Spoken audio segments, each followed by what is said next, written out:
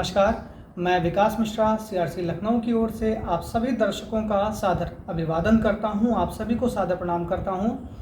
आज मैं एक बहुत महत्वपूर्ण विषय के साथ में आपके मध्य में उपस्थित हुआ हूं और विषय है हमारे जो दृष्टि दिव्यांग बच्चे हैं, उन बच्चों के स्वप्रत्यय से लेकर उनके सेल्फ ओरिएंटेशन, सेल्फ कॉन्सेप्ट को लेकर और सेल्फ ओरिएंटेशन में मैं आपको बताऊंगा कि हमें अर्थात पेरेंट्स को किन किन बातों का ध्यान रखना है जब हम उनका सेल्फ ओरिएंटेशन करवाएं, उनके अंगों की पहचान करवाएं, तो हमें किन किन बातों का ध्यान रखना है और किस किस तरीके से हमें उसके अंगों की पहचान करवानी है।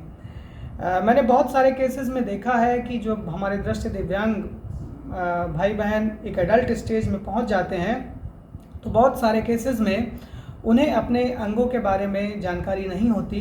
नाम से जब हम पुकारते हैं तो वो टच करके उस अंग के बारे में नहीं बता पाते। बहुत सारे केसेस में ऐसा देखा गया है। इसमें हमारे उन दृष्टि दिव्यांग भाई बहनों की कोई गलती नहीं है। मैं यहाँ पर कहूँगा कि गलती पेरेंट्स या टीचर के द्वारा हुई है, जिसने दृष्टि की एब्सेंस में उस दृष्टि दिव्यांग भाई या बहन को उसके अंगों से परिचित नहीं करवाया है। तो दृष्टि दिव्यांग भाई बहनों को जब हम उनके अंगों से परिचित करवाएं तो हमें किन किन बातों का ध्यान रखना चाहिए, मैं वो आपके समक्ष कुछ महत्वपूर्ण बिंदु रख रहा हूँ। सबसे पहले हमें ये ध्यान रखना है कि जब हम उसे उसके अंगों से परिचित करवाएं तो हम उसके अंगों को टच करवा के दिखाएं, जिससे कि वह स्वयं के अंगों से परिचित हो। और जब वह अपने अंग को स्पर्श कर ले, जैसे मैंने आँख बोला तो उसने अपनी आँख को स्पर्श किया और उसके बाद में पिताजी की या पेरेंट्स की आँख को भी स्पर्श करके देख सकता है, जिससे उसे ये पता होगा कि मैं और पिताजी की आँख में क्या डिफरेंस है, क्या अंतर है, तो उसे यह भी पता होगा। दूसरी चीज़ है, जब भी हम उसके अंगों की उसे पहचान करवाएं तो कोशिश करें कि एक साथ में सभी अंगों की पहचान ना करवाएं, जबकि हम अगर जो हमारा बॉडी पार्ट हैं उनको 3 भागों में या 4 भागों में डिवाइड कर लें। जैसे कि नेक से ऊपर एक पार्ट हो गया, नेक से लेकर वेस्ट लेवल तक एक पार्ट हो गया, कमर तक, और उसके बाद में कमर से लेकर और हमारा जो पैर का अंगूठा है वहाँ तक एक पार्ट हो गया। तो पहला जो पार्ट है उसके बारे में जब बच्चा जान जाए, मतलब नेक से लेकर और सिर तक जब बच्चा जान जाए, तभी दूसरी तरफ हम पहुँचें, दूसरे पार्ट को टच करें। एक और महत्वपूर्ण बिंदु है कि जब भी हम उसे अंगों के बारे में उसकी पहचान करवाते हैं तो एक सिमेट्री में करवानी चाहिए। जैसे कि पहले बाल, फिर माथा, फिर आईब्रो, फिर आँख, मतलब एक सीरियल में, एक क्रम में रहे। जब वह क्रम में रहेगा तो बच्चे को यह पता होगा कि एक अंग से दूसरे अंग का सह संबंध क्या है। एक और महत्वपूर्ण बिंदु है कि जब भी बच्चे को हम उसके आर्गन से, उसके अंगों से परिचित करवाते हैं तो कोशिश ये करें कि जब तक वह अपने अंगों से पूरी तरीके से परिचित ना हो जाए तब तक हम बीच बीच में उसे मूल्यांकन के तौर पर हम उससे बीच बीच में पूछते रहें। हम अगर पेरेंट्स हैं तो हम पूछें, बेटा हमारे बाल बताओ कहाँ पे हैं, तो बच्चा टच करके और आपके बाल टच करके देखेगा, कहेगा यहाँ पे हैं। या उससे खुद कहें कि बेटा अपने बाल पकड़ के दिखाओ, बाल कहाँ पे हैं, तो वो अपने बाल को टच करके, स्पर्श करके पकड़ के दिखाएगा कि इस तरीके से हैं। दूसरी चीज़ है, एक और महत्वपूर्ण बिंदु मैं आपको बताऊंगा कि जब भी किसी आर्गन के बारे में बताएं तो उसकी हो सके तो उसका कलर वगैरह, अगर उसका कोई विशेष कलर है, विशेष रंग है तो ज़रूर बता दें। और उसका शेप, मतलब उसको पूरी तरीके से, जैसे आपने बाल पकड़वाए तो बाल पूरा वो टच करके देखेगा, उसे स्पर्श करेगा, उससे पता चल जाएगा। दूसरा, मम्मी और पापा के बाल में क्या डिफरेंस है, क्या अंतर है, मतलब मेल और फीमेल के बालों में क्या अंतर हो सकता है। इस तरीके के कॉन्सेप्ट ज़रूर दें। इवन जैसे कि हम अपने साइटेड बच्चों में क्या करते हैं कि बच्चों से पूछते हैं कि नोज़ी कहाँ है, नाक कहाँ है, तो बच्चा नाक पे हाथ रखता है और बताता है कि ये नोज़ है।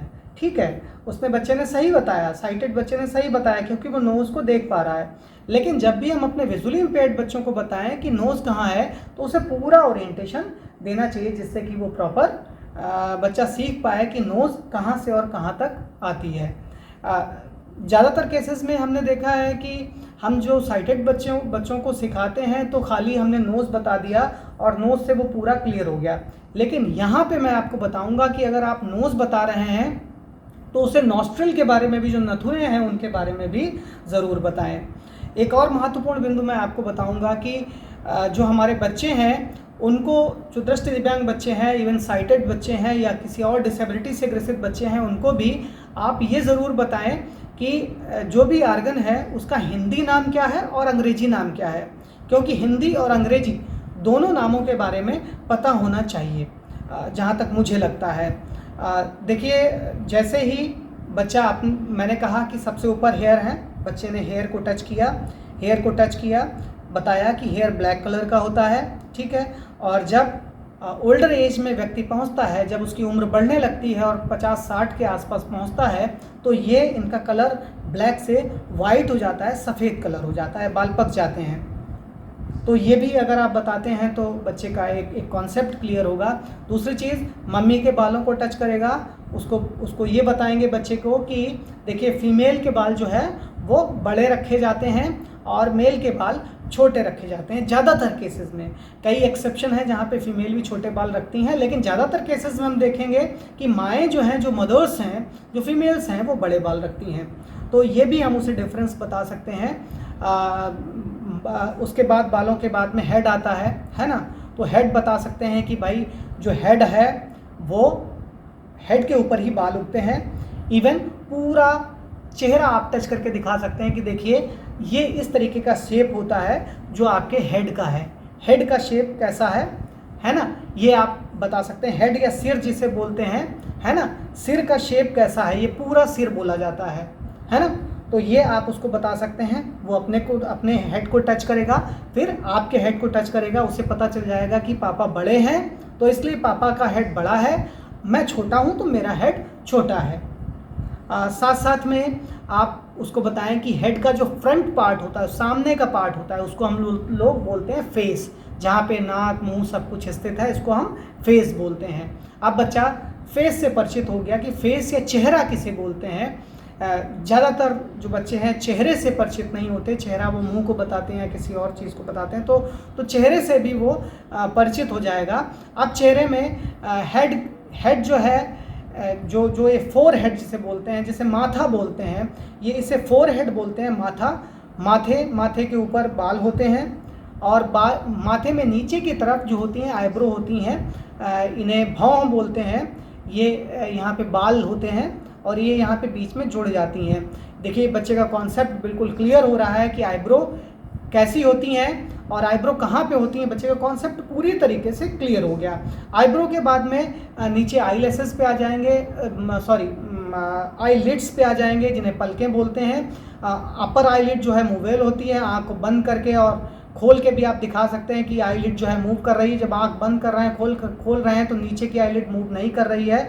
दोनों उंगलियों से टच करा के आप दिखा सकते हैं, जिससे कि बच्चा भली भांति परिचित होगा कि हमारी जो पलक में ऊपरी पलक है वही मूव करती है, नीचे की पलक मूव नहीं करती है, पलकें दो होती हैं। ये भी बच्चा पूरी तरीके से परिचित हो जाएगा कि एक आंख में दो पलकें होती हैं। पापा का भी वो टच करके देख सकता है, पापा की पलकों को भी टच करके देख सकता है। उसके बाद पलकों के ऊपर आप बता सकते हैं कि आई लैशेस होते हैं, कुछ बाल होते हैं जिनको आई लैशेस बोलते हैं।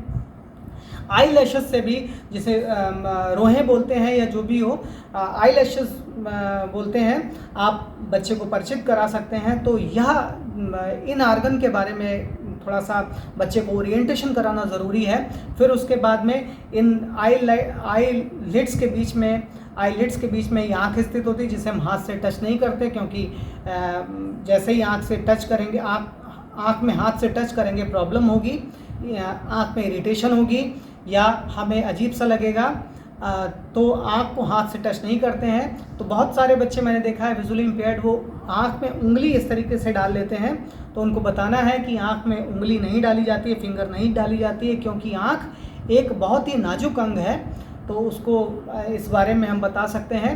उसके बाद में दोनों आँखों के बीच में जब यहाँ पे आएंगे तो ये नोज़ होती है ना, नोज़ यहाँ से यहाँ तक आती है, और नोज़ का जो ये पोर हैं, नोज़ के जो पोर हैं, जो छिद्र हैं, उनको नाक के छिद्रों को जो है नॉस्ट्रिल या नथुना बोलते हैं। इनसे ही हम लोग एयर अंदर लेते हैं और बाहर निकालते हैं। इसके बारे में भी आप बता सकते हैं। नोज़ के ठीक नीचे ये यहाँ पे आपका देखा होगा कि ये पापा की बच्चे को यहाँ पे मूछें नहीं मिलेंगी, है ना।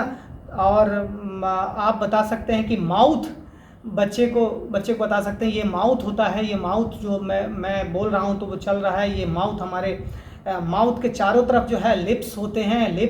लिप्स दो होते हैं, अपर एंड लोअर। ये देखिए थोड़े से सॉफ्ट होते हैं। पापा के भी टच करके देख सकता है और अपने भी टच करके देख सकता है। पापा के जब टच करेगा तो अगर पापा के मूछें हैं तो आप उनको बता सकते हैं कि मेल में जो है मस्टैचो पाई जाती हैं जब बड़े बच्चे होते हैं, या आप जब बड़े होंगे, अगर बच्चा मेल है तो बता सकते हैं कि आप जब बड़े होंगे तो आपकी भी मुस्टैचो आएंगी। तो बड़े होने पर ये मुस्टैचो आ जाती हैं, तो लेकिन फीमेल्स में ये नहीं पाई जाती हैं। ये भी आप डिफरेंशिएशन बता सकते हैं बच्चे को। उसके बाद में मुंह के अंदर टीथ, वाइट कलर के टीथ होते हैं, इनको साफ़ करना ज़रूरी होता है, और टीथ का काम खाना होता है। ये आप बच्चे को बता सकते हैं। और बच्चा अगर चाहे, फ़िलहाल तो अपने ही टीथ टच करेगा, अगर चाहें तो पिताजी भी या माँ जी अपने टीथ टच करा के दिखा सकती हैं। और टंग, उसके बाद टंग बता सकते हैं कि आप ये टंग है, जीभ है, और इसका काम है स्वाद को लेना, स्वाद को चखना।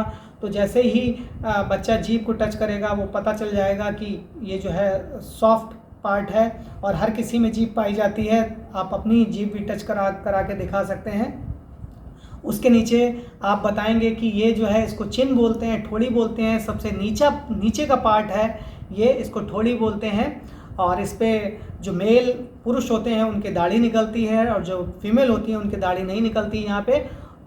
तो बच्चा जो है वो परिचित हो जाएगा, और बच्चे में भी दाढ़ी नहीं होती, ये भी आप बता सकते हैं। इससे बच्चा अपने अंगों से परिचित हो पाएगा। उसके बाद में गाल के बारे में, चीक्स के बारे में बता पाएंगे कि जब आपको प्यार करता है कोई तो इस तरीके से गाल आपके खींचता है, तो ये इन्हें चीक्स बोलते हैं, इन्हें गाल बोलते हैं। बच्चे को अपने गाल टच करा के दिखा सकते हैं। साथ में उसके बाद में बिल्कुल साइड में ये कान, ईयर होते हैं, ईयर, इनसे सुनने का काम हम लोग करते हैं। और ये ईयर बड़े से होते हैं, पापा के ईयर भी टच करा के दिखा सकते हैं, जिससे कि डिफरेंसेस पता चल जाएंगे, और बच्चा उन अंगों की स्थिति के बारे में भली भांति परिचित हो पाएगा।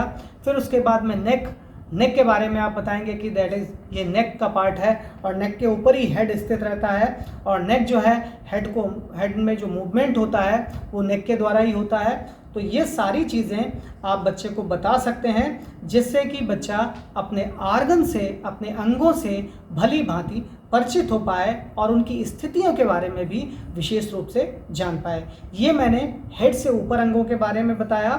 आप इसी तरीके से हेड से कमर तक, और कमर से लेकर टो तक के जो अंग हैं उनके बारे में बच्चे को उसी के अंगों को स्पर्श करा के उसको बता सकते हैं। और साथ में एक इवैल्यूएशन के लिए, मूल्यांकन के लिए अपने चेहरे पर उन, या अपनी बॉडी में उन अंगों को टच करने को बच्चे को बोल सकते हैं।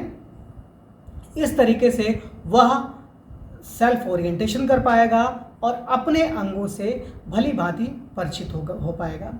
इसी के साथ मैं किसी अन्य वीडियो में आपको फिर मिलूँगा किसी अन्य विषय के साथ। तब तक के लिए आप सभी को नमस्कार, धन्यवाद।